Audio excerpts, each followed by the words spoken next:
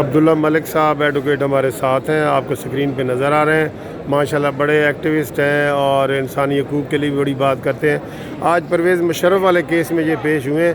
ملک صاحب کیا بنا ہے پرویز مشرف والے آج کیس؟ پرویز مشرف کی جو ریٹ تھی کہ جو 28 نومبر کو فیصلہ آ رہا ہے اس کو سٹے کیا جائے، جسٹس جناب مظاہر نقوی صاحب کی کورٹ میں خواجہ طارق رحیم اور اظہر صدیق پیش ہوئے تھے مشرف صاحب کی طرف سے۔ ان کا کہنا تھا کہ چونکہ 342 کی جو ان کو آڈینس نہیں دی گئی، ہیئرنگ نہیں دی گئی، تو لہٰذا کورٹ نے کہا کہ سپریم کورٹ آف پاکستان میں یہ کیس پینڈنگ پڑتا ہے۔ سپریم کورٹ آف پاکستان نے بہت ساری اس میں آبزرویشن دے رکھی ہیں کہ وہ چونکہ شامل ہی نہیں ہوئے تھے تو ہم اس کو کیسے روک سکتے ہیں۔ تو آخر میں پرویز مشرف کے لائر نے کہا تھا کہ وہ سمری آپ منگوا لیں جس کے تحت وہ کورٹ کی تشکیل دی گئی تھی۔ تو اس پوائنٹ پہ کورٹ نے وہ سمری 28 تاریخ کے لیے طلب کر لیا۔ ہمارا موقف یہ ہے کہ پرویز مشرف نے سب سے پہلے تو آئین کی خلاف ورزی تھی، آئین توڑا تھا 99 میں، اور ایک الیکٹرک ڈیموکریٹک گورنمنٹ کو ہٹا کر اپنے خود مسلط ہو گیا تھا۔ دوسرا 12 مئی کا جس میں کراچی میں انسیڈنٹ ہوا تھا، وہ وکیلوں کا قاتل ہے۔ ہم لائر کیوں خاموش ہیں؟ ہمیں آگے آنا چاہیے اور کیس میں فریق بننا چاہیے کہ وہ بندہ جو اسٹونڈر ہے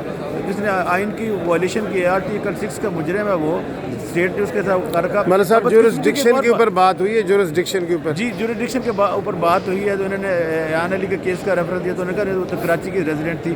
تو چونکہ کورٹ نے یہ بھی کہا کہ ایک تو سپریم کورٹ میں کیس پڑھنے پڑا ہے، دوسرا اسلام آباد ہائی کورٹ میں بھی ریٹ فائل کی گئی تھی۔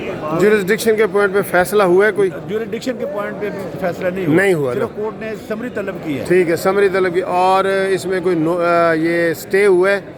اس میں نہیں، سٹے کے بھی کورٹ نے تو سٹے بھی نہیں ہوا جورسڈکشن کے، تو ابھی تو پھر ویسے ہی پڑا ہے نا۔ کورٹ نے افسروں سے بھی کہا ہے کہ آپ بھی اپنی گورنمنٹ سے پوچھ لیں آپ کا سٹینس کیا ہے۔ تو دونوں فریقوں کو کورٹ نے اب 28 نومبر کے لیے طلب کر لیا۔ تو میرا خیال ہے کہ ہمیں کنڈیمن کرنا چاہیے کہ ایسا شخص جو جس نے آئین توڑا ہو، جو وکلا کا قاتل ہو، جس نے ہزاروں وکلا کو جیلوں میں ڈالا ہو، اور ہمارے چیف جسٹس صاحب کو اس نے اتار دیا ہو، پھر ایسے قانون شکن کے لیے کیسے ہمدردی کے جذبات رکھتے ہیں؟ اور ہم تو کورٹ میں لیفٹ سائڈ پہ کھڑے تھے۔ ٹھیک ہے، یعنی آج اس میں نہ سٹے ہوا ہے نہ جورسڈکشن کے مسئلے پہ بات ہوئی ہے، کورٹ نے صرف سمری طلب کی۔